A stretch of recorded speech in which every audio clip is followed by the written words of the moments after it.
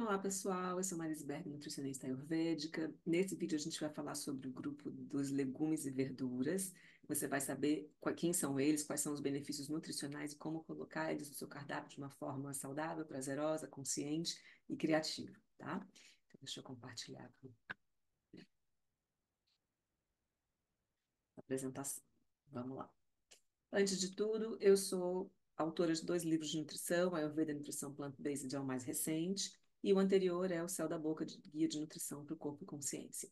São 2 livros de nutrição que juntos têm mais de 150 receitas culinárias inspiradas no Ayurveda. Então, se você ainda não tem e gostaria de ter, você pode comprar pelo link do meu site. E se você já tem, saiba que nos slides você vai ver que às vezes tem um númerozinho, quer dizer a página onde o conteúdo está localizado no Ayurveda Nutrição Plant-Based, tá? Então fica mais fácil para você acompanhar. Então vamos lá. Tenho aberto os vídeos com essa imagem desse trabalho do Eric Slivit, que mostra a riqueza e a variedade de alimentos que a gente tem à disposição aqui no Brasil. Então, quero que você dê uma olhada, veja na riqueza das cores, das texturas, dos sabores e se pergunte se a sua alimentação está variada o suficiente ou se ela poderia melhorar em relação à variedade e essa diversidade aí de alimentos, tá? Às vezes a pessoa está fazendo compras sempre no mesmo mercado e a oferta é sempre igual, então também uma dica para variar é fazer compras em locais diferentes. Então, esse é o grupo, né, que está localizado ali mais à esquerda no cantinho do quadro. Então, veja que a gente tem muitas alternativas, tá? Tanto de legumes quanto de verduras, que são os folhosos mais aqui abaixo. Bom, a gente considera legumes e verduras como alimentos reguladores, funcionais e alcalinizantes. Por quê? O que eles têm de interessante, né? Na visão do Ayurveda, as verduras que são mais verdes são mais amargas e picantes, então elas reduzem Pitta e Kapha e aumentam Vata. Não quer dizer que o Vata não possa consumir, mas quer dizer que tem que ter um certo cuidado dietético, né? De preferência os vegetais abrandados, que são aquecidos com especiarias, cuidar da quantidade e também da variedade. E daí, no fim do livro, tem uma lista com os melhores alimentos para cada biotipo. E já os legumes, eles são mais doces e amargos, né? Então, eles reduzem Vata e Pitta e aumentam Kapha. Então, a mesma questão. Não quer dizer que Kapha não possa comer uma cenoura, mas ele vai ter que cuidar da quantidade e da variedade dos alimentos dentro desse grupo.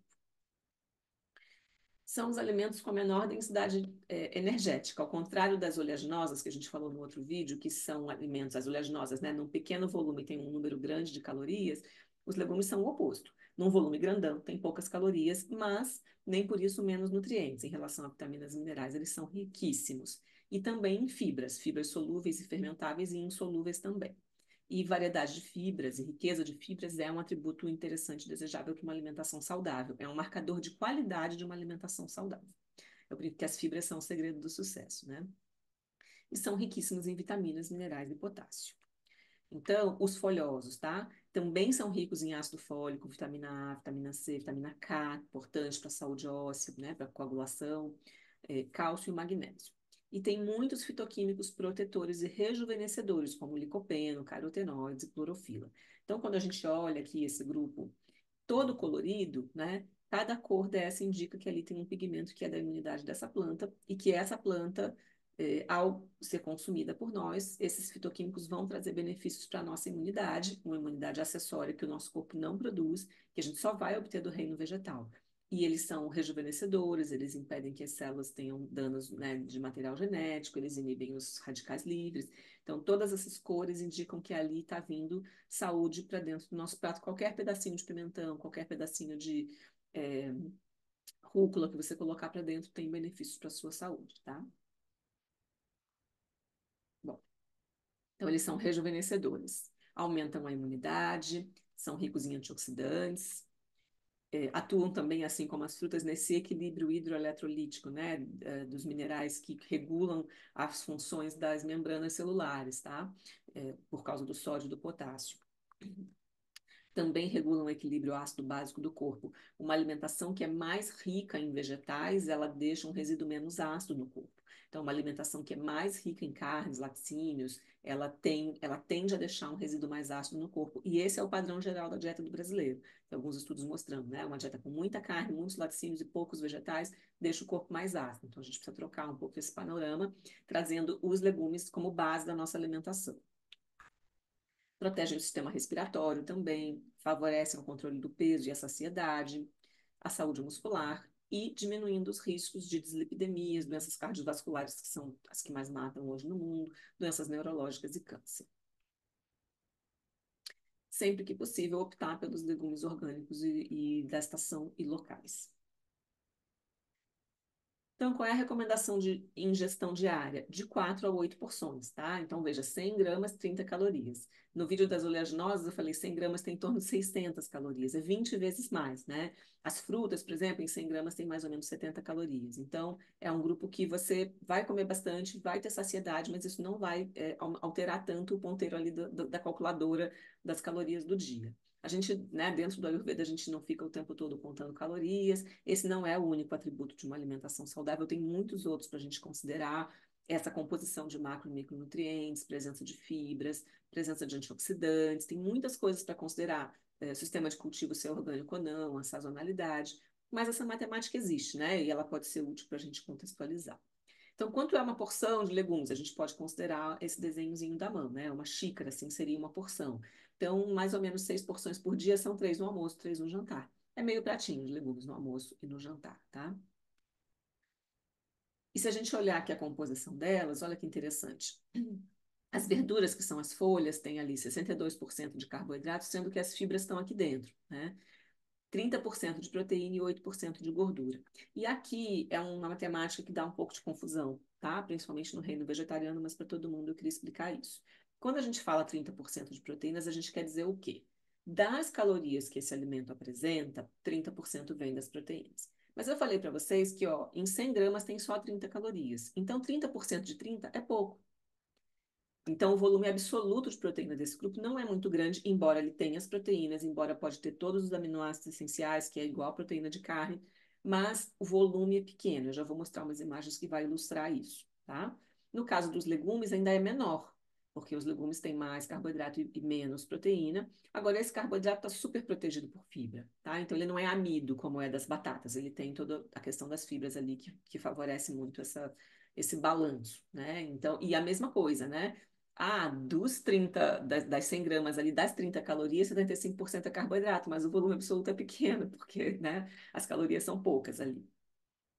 Então, por exemplo, aqui tem um trabalho da minha colega Ana Seregatti mostrando 100 gramas de couve crua. Se você olhar naquele gráfico antes, fala, olha, 100 gramas de couve tem 30% de proteína. Você fala, nossa, é o meu boi verde, né? Mas não, as 100 gramas de couve tem 5 folhas de couve. É esse volume aqui, cru, essa tigelona. Difícil consumir, né? Se você refogar, toda cocção é um processo de pré-digestão. Você abranda, né, dá uma refogadinha, ela vai diminuir de volume e vai ficar assim. Fica mais viável de comer, mas é difícil comer 100 gramas de couve numa porção só para uma pessoa, tá?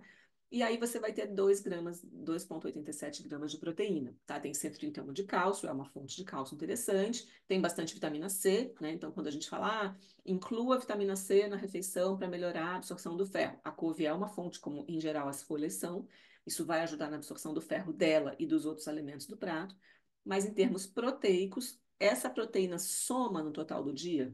Soma, né, quase 3 gramas daqui, 1 grama da cenoura, meio grama de não sei o quê, soma no total do dia, isso é importante, para a gente não ter nem deficiência nem excesso de proteína. Mas essa é a nossa grande fonte proteica. Se eu resolvesse ter as minhas 50 gramas de proteína do dia só de couve, eu conseguiria comer esse volume de couve no dia? Não.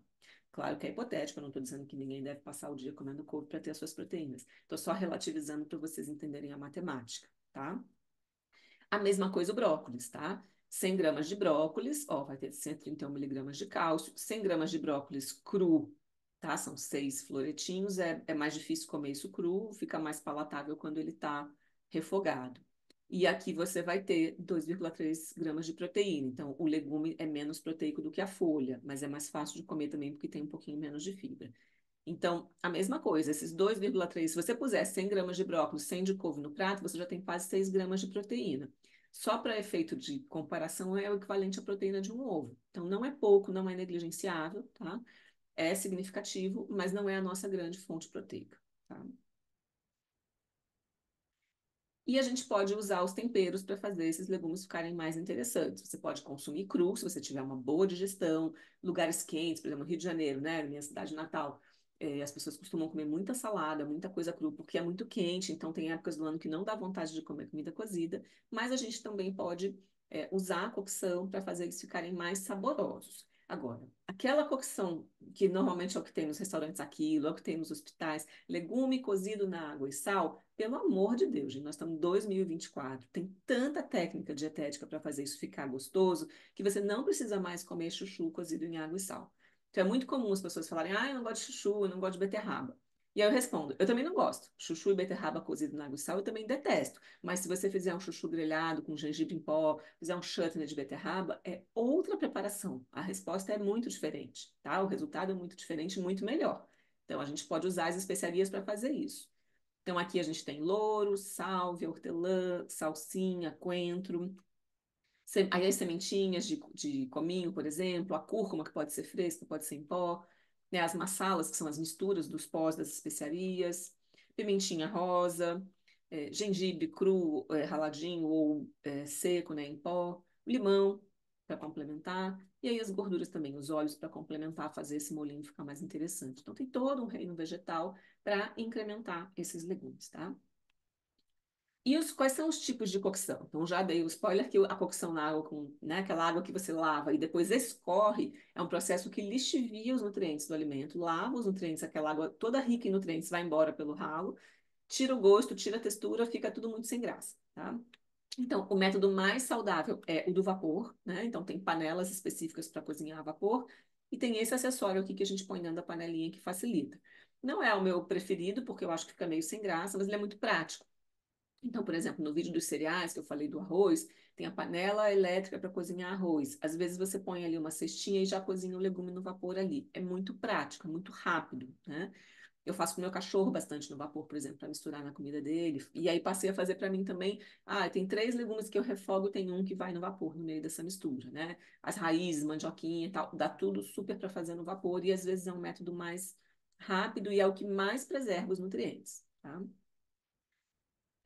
Aqui é o jeito que a gente no Ayurveda faz mais, que é o vegetal refogado com as especiarias. Então, aqui eu tenho mandioquinha, tem cenoura, tem ervilha, tem tomate, tem os cogumelinhos ali por trás. Isso tudo refogado, sem lavar o nutriente. É o óleo, um pouquinho de água, os temperos, e o legume vai cozinhando, tampa um pouquinho, ele fica no vapor, e aí depois destampa, e ele fica bem refogadinho. No forno também é uma possibilidade, né? O assado, eu particularmente uso menos, mas é possível usar. Hoje em dia também tem a air fryer, que você faz ele ficar mais crocante, não precisa usar óleo. É um método, né? Também interessante. O que que eu não recomendo? Nem fritura de imersão. Então a gente chega num restaurante e tem jiló. Ah, que legal, jiló frito em fritura de imersão, num óleo rançoso, né? Aí estragou o jiló. Ou esse processo d'água de lavar na água cozida. E a atenção com os folhosos, por exemplo, couve, né, todas as folhas que a gente costuma refogar, e é um sustinho, gente, porque esse verdão aí, ele está refletindo o teor de magnésio da folha. E quando aquilo passa do ponto, fica meio marrom, você perdeu o magnésio, que é um grande nutriente que as folhas oferecem. Então a folha tem que estar verdinha. Para verdinho é um sustinho rapidinho, desliga o fogo e tá feito, tira do calor, né? Senão vai passar do ponto da cocção dessa folha, tá? E aí uma questão importante, que é quanto à higienização.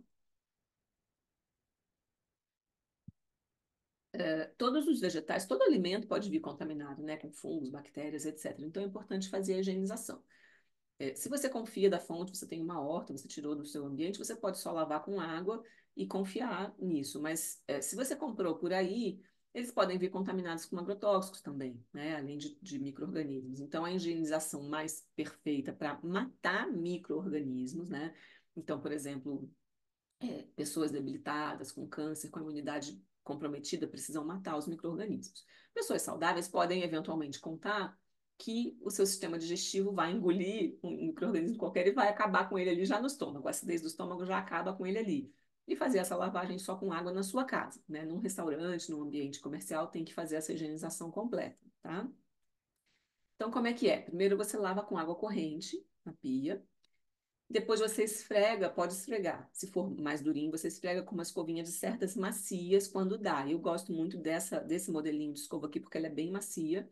Então, se você está comendo batata, se você está comendo uma manga, um mamão, mesmo que você vá descascar, eu dou uma lavadinha nessas coisas, né? Mas uma maçã, eu vou comer a maçã com casca, eu dou uma lavadinha e dou uma esfregada.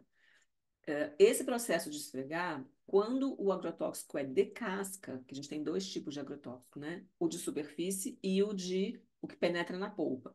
O de superfície, você vai remover uma parte dele com essa esfregação. Agora, você não vai conseguir fazer isso com a uva, você não vai conseguir fazer isso com a couve. A couve até dá, mas uma selga você não vai conseguir fazer, né? Então aí já não dá para fazer só isso. E aí deixar de molho em hipoclorito de sódio ou água oxigenada 10 ml. O hipoclorito de sódio é a água sanitária. Tem tipos que servem para alimentação, tem tipos que não servem, isso vem escrito no rótulo dela. E não é para ninguém beber água sanitária, gente. Você vai deixar de molho e depois você vai enxaguar. Então, deixar de molho quanto? É uma colher de sopa para cada litro de água, mais ou menos por 20 minutos. Deixa ele de molho quietinho. E aí você vai desprezar essa água, jogar essa água fora e vai enxaguar de novo.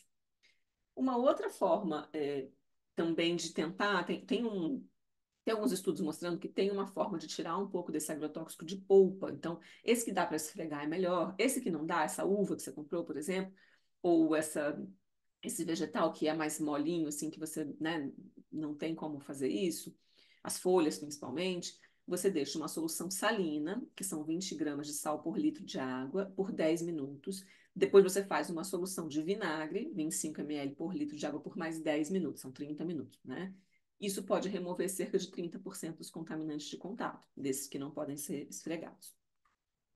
E também o molho no bicarbonato, tá? Uma colher de sopa de bicarbonato de sódio para cada litro de água por 30 minutos também pode ajudar a eliminar parte desses resíduos de agrotóxicos. Você pode fazer os três, né? Se você quiser ser muito cuidadosa, tá? Mas aquele agrotóxico que está na polpa, a gente não vai conseguir eliminar. O vinagre não mata micro-organismos, tá? Ele é um bacteristático, ele consegue impedir que os micro-organismos se proliferem, mas ele não consegue matar. Se tiver ali um verme, um parasita, ele não vai conseguir matar, tá bom? E aqui formas culinárias de colocar os vegetais no nosso dia a dia, né? Claro, uma salada, óbvio, mas nem precisa trazer aqui, porque todo mundo conhece uma salada. Mas aqui uma preparação, por exemplo, abóbora com tomatinho, com pimenta biquinho, refogada nas especiarias, numa páprica, por exemplo. É um jeito bem interessante de fazer a abóbora. Aqui são vegetais refogados, né, com curry, pode ser um curry seco, só o pozinho, pode fazer um creme de castanha, por exemplo, e colocar no curry. Então tem várias formas de fazer ele ficar molhadinho, mas eles estão refogados ao dente. Eu gosto dos vegetais mais durinhos, assim, que você, né, você morde e sente a textura, não aquela coisa molenga, borrachenta. Aqui é um caruru de quiabo com cogumelos, com esse molho branco, é um tofu, que branco não, tá amareladinho, né? O limão para espremer por cima, é um prato bem gostoso. E aqui o chutney de beterraba que eu falei para vocês, é o jeito que eu mais gosto de comer beterraba. Ele é bem saboroso, é beterraba raladinha com cebola na mesma proporção e refogado com bastante especiarias, com bastante cúrcuma, que é bem amarga e que quebra a doçura da beterraba, pimentinha rosa, que dá um aroma interessante. Isso fica cozinhando ali, o açúcar da beterraba vai caramelizando junto com o da cebola, fica bem gostoso. E é um jeito que fica bem concentrado e todas as vezes que eu servi isso na vida, nunca alguém disse que não gostou do meu chutney de beterraba. Então, fico bem tranquila de indicar para vocês, sabe? E aí algumas perguntas, né, que são as mais tradicionais que os meus pacientes fazem no consultório aqui. Devo consumir legumes e verduras orgânicos? Sempre que possível, orgânicos, locais, da estação. Porque os alimentos orgânicos são mais protegidos, eles têm mais fitoquímicos do que os convencionais. O alimento orgânico não tem mais vitamina C, não tem mais proteína, não tem mais nutrientes que os convencionais, mas tem mais aquela proteção. Porque, claro, se eles não foram defendidos com defensivos químicos, eles têm que ter mais proteção natural diante dos riscos para eles, né? Então, eles produzem mais fitoquímicos, isso tem muitos estudos mostrando. E os não orgânicos podem estar e estarão contaminados com agrotóxicos. Aqui no Brasil, a gente tem hoje um grande problema com o uso excessivo de agrotóxicos. Então, é muito pouco provável que você compre um alimento qualquer que seja não orgânico e ele não esteja contaminado por agrotóxico. Isso inclui os legumes e verduras, as frutas, os grãos, então o arroz, o feijão, a farinha, também as carnes, laticínios, todos vão estar contaminados por agrotóxico, basicamente em algum grau, tá? Então, sempre que você puder, opte pelos orgânicos. Quando você não puder, como tudo vai estar basicamente contaminado em algum grau com agrotóxicos, escolha os mais saudáveis. Tá? porque não tem muita opção, né? Para onde você vai correr, você vai deixar de comer legumes e vai comer o que no lugar para substituir os legumes? São frutas. As frutas podem estar com o mesmo problema. Então, esse é o mundo que a gente vive, né? Ou você vai produzir, ou você vai se empenhar em comprar em feiras e direto de produtores que produzam orgânicos, o que é uma alternativa, mas não para todas as pessoas, ou a gente vai ter que abrir um pouco de exceção, tá? Legumes e verduras congelados são tão nutritivos quanto os frescos? É, tecnicamente, sim, tá? Agora depende, né?